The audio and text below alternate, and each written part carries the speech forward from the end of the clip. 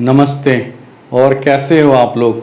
मैं हूं भवेश और आप देख रहे हो BKB classes. New education policy Narendra Modi government ने जो है 2020 में लेके आया है। इसे गवर्नमेंट का अप्रूवल मिल गया है, अब कैबिनेट का अप्रूवल मिल गया है।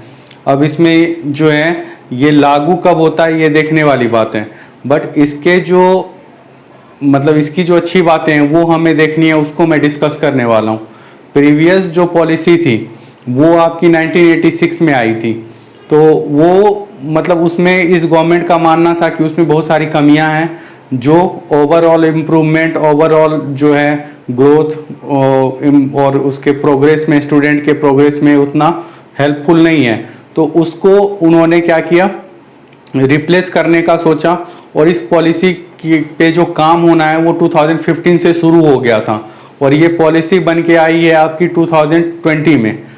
ठीक है, अब ये लागू कब होती है, इसका एक्सपेक्टेड ऐसे टाइम जो है वो 2030 तक हो सकता है, बट अभी उसका कोई कंफर्मेशन नहीं है, तो उसके बारे में हमें अभी देखना पड़ेगा।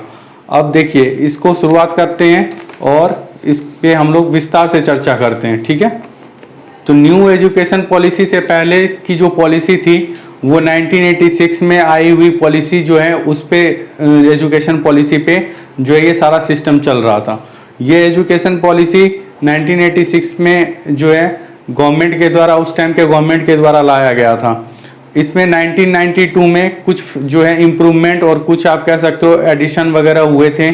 उसके बाद इसमें 2009 में, फिर इसमें 2009 में right of children to free and compulsory education act जो है वो ऐड किया गया। अब ये जो एजुकेशन पॉलिसी आई है इसकी मुख्य बातें क्या हैं, इस पे हम लोग विस्तार से एक बार देख लेते हैं। इसमें जो है सबसे पहली बात ये है कि इसमें स्टूडेंट का जो अपना एक नेचुरल टैलेंट होता है उसको जो है लाने की बात कही गई है, उसको निखारने की बात कही गई है, उसको सामने लाने आने की बात कही गई है। ठीक है, तो वो एजुकेशन, ये जो एजुकेशन पॉलिसी है ये इस चीज़ पे काम करेगी कि कैसे स्टूडेंट के नेचुरल टैलेंट को सामने लाया जाए। और क्या है, इसमें फ्लेक्सिबिलिटी होगी कोर्स के रिगार्डिंग। ये फ्लेक्सिबिलिटी रहेगी कि इतना जो है टफ रूल्स एंड रेगुलेशंस नहीं होंगे कि आपने अगर एक स्ट्रीम ले लिया तो उसके इतने सारे क्राइटेरिया हैं, इतने सारे कंपटीशन है और फिर आपको एडमिशन नहीं मिल रहा है। तो ये सारी चीज़ें थोड़ी सी फ्लेक्सिबल होंगी जिससे आपको कोर्स में एडमिशन हो जाए और आप अच्छे से पढ़ाई कर सको। ठीक है, और इसके अलावा क्या बात होगी कि इसमें कोई हार्ड सेपरेशन नहीं होगा। हार्ड सेपरेशन का मतलब ये है कि जैसे कोई कोर्स है तो किसी स्टूडेंट ने किसी कोर्स में एडमिशन ले लिया और दूसरा कोर्स है, जैसे कॉमर्स का कोई स्टूडेंट है और साइंस का कोई स्टूडेंट है, तो उन दोनों के बीच में हार्ड सेपरेशन नहीं होगा। वो चाहे तो फ्यूचर में स्विच कर सकता है, वो रूल्स होंगे, वो उसके क्राइटेरिया होंगे, उसको अगर फुलफिल करता है तो वो स्विच कर सकता है। ये बात उसमें कही गई है। और बहुत सारे जो हैं डिसिप्लिन्स होंगे, एक नहीं कई सारे डिसिप्लिन्स होंगे, जिसमें आज के टाइम में कुछ गिने चुने डिसिप्लिन्स हैं और उसके अलावे जो डिसिप्लिन्स हैं उसमें जो है कैरियर बनाने के चांसेस बहुत कम हैं। तो उसको देखते हुए इसमें मल्टी डिसिप्लिनरी जो है सिस्टम रखा गया है, जिसमें बहुत सारे कोर्सेज के ऑप्शंस होंगे और उसमें कैरियर बनाने के भी उतने ही बराबर के चांसेस रहेंगे। ठीक है, और एक इम्पॉर्टेंट बात क्या इसमें है कि ये नहीं है कि रट्टाफिकेशन वाली बात नहीं होगी। इसमें क्या होगा कि जो कोर्स, जो सब्जेक्ट हैं उसके कंसेप्चुअल अंडरस्टैंडिंग पे जोर दिया जाएगा कि स्टूडेंट को कंसेप्ट्स कैसे समझाया जाए, जो लॉजिकल बातें हैं, जो लॉजिकल कंसेप्ट है उसको समझाया जाए, जिससे रीजनिंग उसकी डेवलप हो, बच्चे की रीजनिंग एबिलिटी डेवलप हो, तार्किक क्षमता जो है वो विकसित हो, जिससे वो मतलब किसी चीज़ को अच्छे तरीके से सोच सके और किसी भी मुश्किल चीज़ों को सीखने में अपने पास्ट के एक्सपीरियंस को अप्लाई कर सके। ठीक है, और इसमें एक इम्पॉर्टेंट बात यह है कि जो भी पढ़ाई की जाएगी, जो भी स्टूडेंट पढ़ाई करेगा, चाहे जिस स्टैंडर्ड तक मतलब करेगा, इसमें तो ऐसे ये जो है प्रोविज़न है कि आगे तक पढ़ाई कर सके, इकोनॉमिकल या किसी भी तरीके का बैरियर ना हो, स्टूडेंट जो है वो मतलब अच्छे से पढ़ाई कर सके, कोर्स कंप्लीट कर सके, हायर एजुकेशन ले सके, इस तरीके का प्रोविज़न भी है। बट एक चीज़ मतलब मतलब समझने के लिए है कि जिस लेवल तक भी जो भी पढ़ाई करेगा उसको एक प्रैक्टिकल नॉलेज होगी उन चीज़ों की, कि वो उसको रियल लाइफ में यूज़ कर सकेगा, उसका टीम वर्क के साथ अप्लाई कर सकेगा, उसको किसी भी रेजिलियंस मतलब किसी भी तरीके की लाइफ में प्रॉब्लम अगर आती है तो वहाँ पे उस अपने पढ़ाई के स्किल को यूज़ करके उसको सॉर्ट आउट कर सकता है। इन सब चीज़ों पे भी जोर दिया गया है। और जो एक महत्वपूर्ण बात है, इम्पॉर्टेंट है, वो ये है कि समेटिव असेसमेंट के जगह फॉर्मेटिव असेसमेंट की बात की गई है। जो जैसे हाफ ईयरली एनुअल एग्ज़ाम होता है उसके जगह जो मंथली टेस्ट हो गए, जो छोटे छोटे टेस्ट हो गए, जो चैप्टर वाइज टेस्ट हो गए, मतलब जो आपने पढ़ा है उसका चेकिंग करना, उसके बारे में जो है एक तरीके से पता करना कि स्टूडेंट ने कितना सीखा है, कैसा सीखा है, उसके बारे में। ठीक है, तो ये चीज़ इसमें बताया गया है। और जो मतलब पढ़ाई होगी वो पूर्ण रूप से मतलब आप कह सकते हो मैक्सिमम जो पढ़ाई होगी वो टेक्नोलॉजी बेस्ड होगी, वो टेक्नोलॉजी पे आधारित पढ़ाई होगी कि टेक्नोलॉजी को ज़्यादा से ज़्यादा कैसे यूज़ किया जाए, उसको पढ़ाई में एजुकेशन में कैसे इम्प्लीमेंट किया जाए, उन सब चीज़ों पे जोर दिया जाएगा। ठीक है, अब इसमें और भी एक महत्वपूर्ण बात ये है कि जो कोर्सेज आप मतलब हायर एजुकेशन में पढ़ रहे हो और बचपन में आपने जो पढ़ाई की है उसके बीच में एक लिंकेज होगा। ऐसा नहीं होगा कि आपने बचपन में कुछ और पढ़ा, हायर एजुकेशन में कुछ और पढ़ा, उसका कोई लिंक नहीं है, उसका लिंक होगा, उसका कहीं ना कहीं कनेक्शन होगा। तो ओवरऑल जो आपकी पढ़ाई होगी बचपन से लेके हायर एजुकेशन तक, उसमें जो होगी एक सिनर्जी होगी, एक लिंकेज होगी। ठीक है, तालमेल होगा उसके अंदर। और जो हम लोगों के पर्सपेक्टिव से थोड़ा सा इम्पोर्टेंट है वो ये है कि टीचर लोगों की भी इम्पोर्टेंस बढ़ेगी। टीचर लोगों का जो रोल है वो थोड़ा सा एनहांस होगा, उसको बढ़ाया जाएगा। और एजुकेशन जो है वो चाइल्ड को जो है फ्री में अवेलेबल कराया जाएगा। वो चाइल्ड के एक तरीके से राइट के तौर पे जो है उसको लिया जाएगा कि हाँ चाइल्ड को एजुकेशन मिल सके, सभी चाइल्ड को। और एक जो मुख्य बातों में से एक मुख्य बात यह है कि 3 लैंग्वेज का प्रावधान होगा। 2 नेटिव लैंग्वेज, चाहे आप किसी भी स्टेट में रहते हो, किसी भी यूनियन टेरिटरी में रहते हो, 2 तो आपका नेटिव लैंग्वेज होगा और एक जो है आपका फॉरेन लैंग्वेज होगा। इसमें एक प्रोविज़न ये भी है कि आप 6th या 7th स्टैंडर्ड में अगर आपको कोई लैंग्वेज, फॉरेन लैंग्वेज या कोई भी नेटिव लैंग्वेज आपको समझ में नहीं आ रहा है तो आप उसको चेंज कर सकते हो, ऐसा प्रोविज़न इसके अंदर है। बोर्ड के बारे में थोड़ा सा बात कर लेते हैं कि बोर्ड एग्जामिनेशन जो होता है या स्कूलिंग, ऐसे तो इसको 3 पार्ट्स में डिवाइड किया गया है। एक तो हो गया आपका जो छोटे बच्चों के लिए स्कूलिंग हो गई, जैसे इसको 4 पार्ट्स में डिवाइड किया गया है। वो 4 पार्ट्स क्या है? पहला पार्ट है फाउंडेशनल स्टेज, सेकेंड है पार्ट है आपका प्रिपरेटरी स्टेज, थर्ड पार्ट है आपका मिडिल स्टेज, फोर्थ पार्ट है आपका सेकेंडरी स्टेज। तो इसमें हम लोग अभी सेकेंडरी स्टेज को बेसिकली देखेंगे, उसको समझेंगे, क्योंकि 9, 10, 11, 12 से हमारा कंसर्न ज़्यादा है। हायर एजुकेशन के बारे में भी थोड़ा सा बताऊंगा, क्योंकि आप लोगों का ये इंटरेस्ट होगा कि हायर एजुकेशन किस तरीके से होगा, कैसे होगा, उसके रिगार्डिंग थोड़ा सा मैं बता दूंगा। बट आप लोग निश्चिंत रहें, ये आप लोगों के हायर एजुकेशन तक ये इम्प्लीमेंट नहीं होगा, मोस्ट प्रोबेबली मैं कह रहा हूँ, ये उसके बाद इम्प्लीमेंट होगा जब आप लोग हायर एजुकेशन ले चुके होंगे। तो आप लोग इससे अभी जो एजुकेशन सिस्टम है उसी के तहत पढ़ाई करोगे।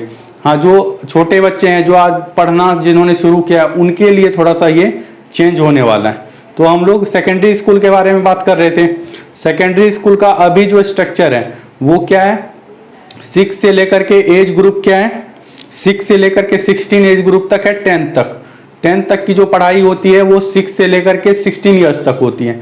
उसके बाद 16 से 18 ईयर्स तक 11th और 12th की पढ़ाई होती है। बट अब का जो है वो कुछ इस तरीके से है, बोर्ड पे हम लोग समझते हैं।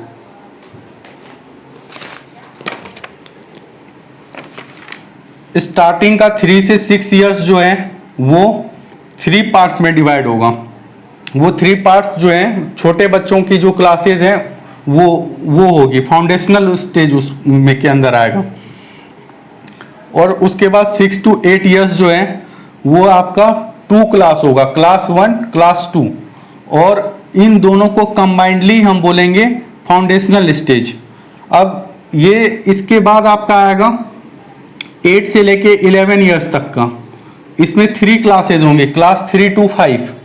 उसके बाद फिर 11 to 14 ईयर्स का होगा जिसमें 3 क्लासेज होगी, क्लास 6 to क्लास 8। उसके बाद लास्ट जो होगा आपका वो जो है मोस्ट इम्पॉर्टेंट है, ऐसे तो इम्पोर्टेंट सारा है बट ये हमारे लिए इम्पोर्टेंट है कि 14 से 18 ईयर्स तक के लिए 4 क्लासेस की पढ़ाई होंगी, क्लास 9 to क्लास 12। अब इसी चीज को जो है स्ट्रक्चर वाइज कैसे बनाया गया है, 5 + 3 + 3 + 4, इसी स्ट्रक्चर को सेकेंड जो आपका स्कूलिंग सिस्टम होगी 2020 न्यू एजुकेशन पॉलिसी में, उसमें 5 + 3 + 3 का रखा गया है प्रोविजन। तो इसको मैंने डिटेल में समझा दिया है, आप पॉज करके या एक बार फिर से देख सकते हो कि हाँ कैसे इसका स्ट्रक्चर है। अब इसमें बोर्ड एग्जामिनेशन के रिगार्डिंग बातें हैं। बोर्ड एग्जामिनेशन के रिगार्डिंग क्या बातें हैं कि बोर्ड एग्जामिनेशन जो है वो 10th और 12th में 2 बार होंगी, ऐसा कहा गया है इसमें। एक जो बोर्ड एग्जामिनेशन होगा वो मेन होगा, वो मोस्ट प्रोबेबली जो जैसे होता है वैसे ही होगा। बट दूसरा जो बोर्ड एग्जाम होगा, मतलब साल में 2 बार जो है वो दूसरा वाला, वो जो होगा वो 6 महीने के बाद होगा, और उसमें जो है वो इम्प्रूवमेंट वाला होगा। जो पहला वाला होगा वो मेन बोर्ड एग्जाम होगा और दूसरा वाला इम्प्रूवमेंट वाला। इसका क्या मतलब है, अगर किसी ने बोर्ड एग्जाम दिया 10th में, उसका रिजल्ट अच्छा नहीं आया, तो उसके पास एक चांस और रहेगा कि वो उसमें इम्प्रूव कर जाए और अच्छा परफॉर्म करके अच्छे मार्क्स ले। लेकिन इसके रिगार्डिंग मैं अपनी बात कहना चाहूँगा कि इसमें थोड़ा सा स्टूडेंट के पॉइंट ऑफ व्यू से ये सही रहेगा कि वो मेन एग्जाम में ही अच्छा स्कोर करे, उसके लिए बेटर प्रिपेयर करे। क्यों? क्योंकि अगर आप मेन एग्जाम में बेटर परफॉर्म नहीं करते हो तो आपके पास एक थोड़ा सा ये मतलब प्रेशर रहेगा कि मुझे अगले 6th मंथ में जो है नेक्स्ट बोर्ड एग्जामिनेशन देना है। आप एक तो उसके लिए प्रिपेयर करोगे और दूसरा आप जो नेक्स्ट क्लास में गए हो उसकी पढ़ाई कर रहे होगे, तो दोनों साथ में करना कहीं ना कहीं मतलब थोड़ा सा मुश्किल होगा। तो बेटर ये है कि आप मेन एग्जामिनेशन पे कंसंट्रेट करके उसमें अच्छे मार्क्स ले आओ, दैट विल बी बेटर। ठीक है, अब यही चीज 12th में भी पैटर्न होगा। तो ये आपका बोर्ड एग्जामिनेशन का कुछ पैटर्न है जिसको मैंने एक्सप्लेन कर दिया है, आपको होपफुली समझ में आया होगा। अब हम लोग इसमें थोड़ा सा ये देखते हैं कि अभी और जो next education policy new education policy आने वाली है उसमें और इसमें क्या डिफरेंस है। मेन डिफरेंस इसके स्ट्रक्चर का है। इसमें जो मोटिव रखा गया, जो थीम रखा गया है वो ये कि स्टूडेंट को रट्टाफिकेशन से निकाला जाए और कंसेप्चुअल जो कंसेप्ट्स हैं, जो लॉजिक हैं, जो रीजनिंग है, उस पे ज़्यादा जो है एम्फेसिस दिया जाए, जिससे बच्चों को सारी चीज़ें लॉजिकली और रीजनिंग बेस्ड जो है समझ में आए और लाइफ में या एजुकेशन में किसी भी तरीके की प्रॉब्लम को आने वाली प्रॉब्लम को वो अच्छे से हैंडल कर पाए। तो ये है इसकी पॉलिसी। ठीक है, अब हम लोग थोड़ा हायर एजुकेशन के बारे में बात कर लेते हैं। हायर एजुकेशन में क्या है, 12th के बाद अगर कोई हायर एजुकेशन में जाना चाहता है तो अभी के इस टाइम में क्या है, बहुत सारे यूनिवर्सिटीज़ बहुत सारे एंट्रेंस एग्जाम देना होता है और उसमें जैसा रिजल्ट होता है तो उसके अकॉर्डिंग बहुत सारे जगह पे अप्लाई करना पड़ता है। तो ये थोड़ा सा कम्बरसम प्रोसेस होता है। तो लेकिन ये जो न्यू एजुकेशन पॉलिसी आई है इसमें क्या प्रोविज़न है कि एक एग्जामिनेशन होगा जो एनटीए एग्जाम कंडक्ट करेगा। ये क्या है एनटीए? ये द नेशनल टेस्टिंग एजेंसी है। ये मतलब एक एग्जाम कंडक्ट करेगा और जो है इसमें मतलब उसके मार्क्स के बेसिस पे जो है सभी को मतलब जिसका जितना मार्क्स होगा, परफॉर्मेंस होगा, उसके अकॉर्डिंग उनको यूनिवर्सिटीज़ और कॉलेजेस प्रोवाइड की जाएंगी।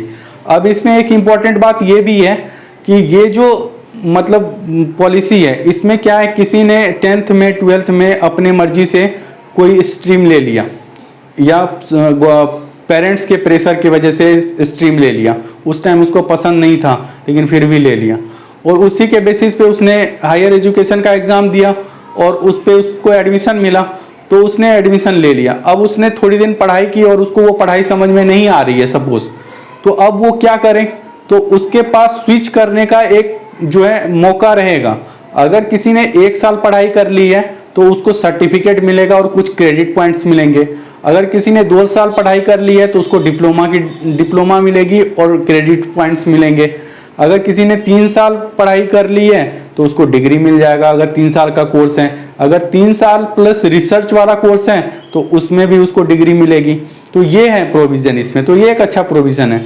मैं 10th और 12th के बोर्ड के रिगार्डिंग एक बात इंपॉर्टेंट मेंशन करना चाहूंगा। ये जो एग्जामिनेशन होगा, बोर्ड एग्जामिनेशन, ये ऑब्जेक्टिव और डिस्क्रिप्टिव दोनों टाइप के होंगे। ऑब्जेक्टिव भी होंगे और डिस्क्रिप्टिव भी होंगे। तो दोनों के लिए स्टूडेंट को पढ़ना पड़ेगा, दोनों तरीके से पढ़ना पड़ेगा। तो मतलब ये भी एक अच्छा है मतलब ये भी एक अच्छा इम्प्रूवमेंट कह सकता हूँ, या जो है इंक्लूड जो किया गया है वो है।